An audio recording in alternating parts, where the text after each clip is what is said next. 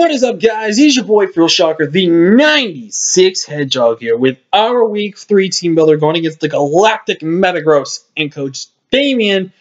Damien has so far not had a rough season. He's 0-2, -6, while we are 1-1, -3. So this matchup is kind of early on importance for us to get a chance to get pushing to that playoff spot.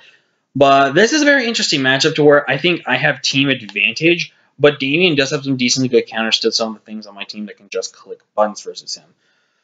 So if you guys are hyped for this team builder, definitely leave a like if you haven't already. Subscribe to join the Phil Shocker crew today.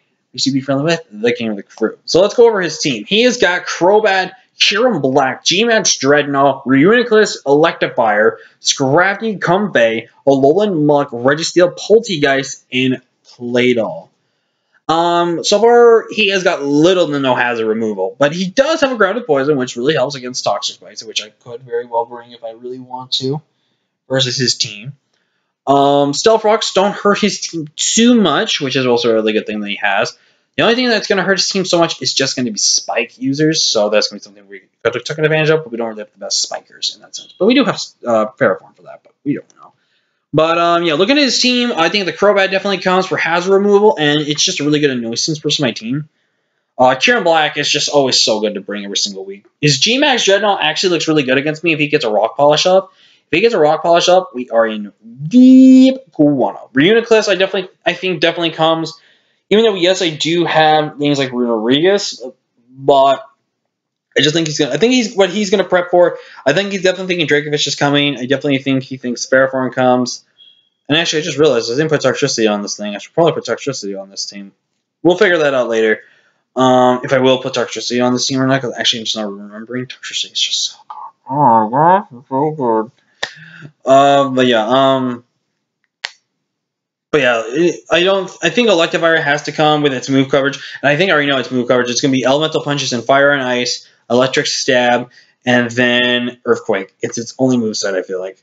And I think Scrafty comes. Now, the reason why I think Scrafty comes over like things like Alolan Mog, Registeel, and Comfey, Intimidate Scrafty is really annoying, and then a potentially D-Dance Scrafty could be really annoying because it needs to D-Dance, and it's in faster pretty much about a decent majority of all my team, except for Aerodactyl, which could be a problem if we don't get that figured out. Comfey definitely has a chance to come in this matchup because of priority with its triage ability.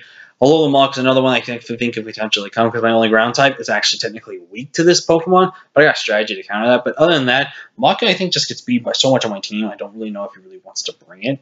Registeel is another Pokemon that can probably just click Toxic and Seismitox, but I think I have ways to counter that as well. And the only mons I really don't see coming this match are Poltegeist and Claydol. I think these two have the worst matchup by far versus us. But again, I might change something on my team last second, so let's just go over what the team I currently have before anything else. So making her debut is Majora, a.k.a. Majora's Mask from The Legend of Zelda Majora's Mask game, and I have not played that game, but I do like it. It's pretty good. So, and you can see we are bringing some fun set this week, and I think it's a set that actually just really goes in on Union's team. We're in Trick Room, Shadow Claw, Earthquake, Will-O-Wisp with Weakness Policy. The goal is to get this thing in, hopefully get the right matchup we need versus it, and then click Trick Room, baby. We click Trick Room. And as long as this thing stays at full health, I live any one hit from Dreadnought. I live any one hit from Kyurem Black. Even if they're boosted natures, the only thing that can potentially probably kill me is a Specs Ice Beam or a Banded Liquidation. Other than that, I live any one hit from things like Dreadnought and other instant damage. The goal then is to go with this Pokemon in, and then, like say, he does bring Scrafty or Muk, whichever Dark type he wants, and he brings it in as I click Trick Room. I always click on Will-O-Wisp for two reasons. One, to burn it and weaken it down, but to also weaken it and then get the Weakness Policy pop when they go for a knockoff. Then my Weakness Policy triggers, they get chipped down, and then I can start spamming Shadow Claw and Earthquake versus his entire team. And if Trick Room runs out and he runs in something that can't kill me, I get another Trick Room up. Again, I can just click buttons versus Damien's team. This Pokemon's goal is not to win this game. This is basically to just punch holes into Damien's team, which I think it really will do in this matchup. And I just really loved its matchup. Even though, yes, Dreadnought and Kyurem are going to be annoying nuisances, but other than that, he doesn't have anything else that checks this Pokemon fully, in my opinion, besides his Dark types.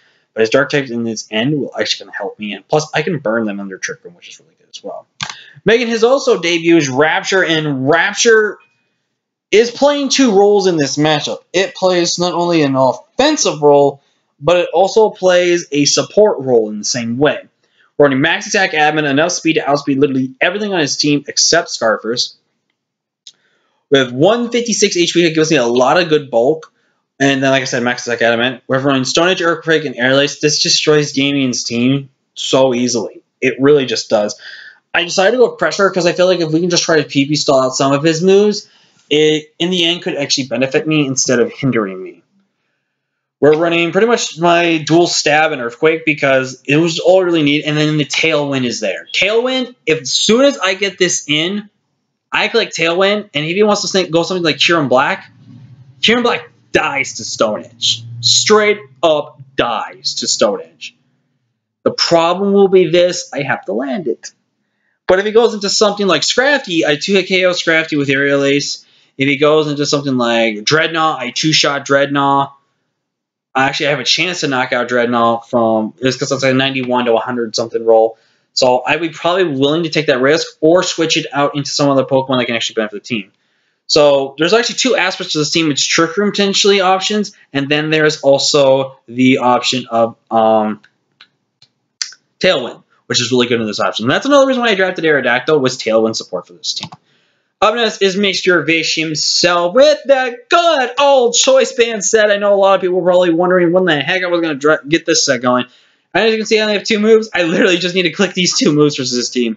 He only has one to Ren's Resist, and that is Kieran Black. But if I get a Tailwind up and I get this Pokemon in before that Pokemon comes in, it just straight up dies to Outrage, and then it straight up 2-hit KO dies to Vicious Ren's once Tailwind is up. If Tailwind's not up, then Outrage will do the job that I need to do in that sense regard. So that's going to be something we have to be very much careful. We've actually sped crept this thing under Tailwind to basically be faster than a Scarf Kieran Black. So basically when the Tailwind's up, Vish is out faster than every single thing on his team, which is really good.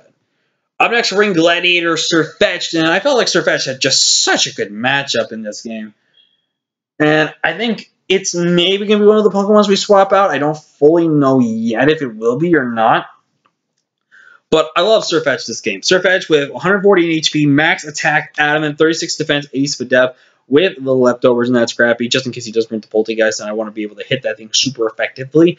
With Substitute, Close Combat, Poison Jab, and Night Slash. Poison Jab is only there really as a filler move in case he does bring Comfey. I just really want to be clicking Close Combat and Night Slash versus his team.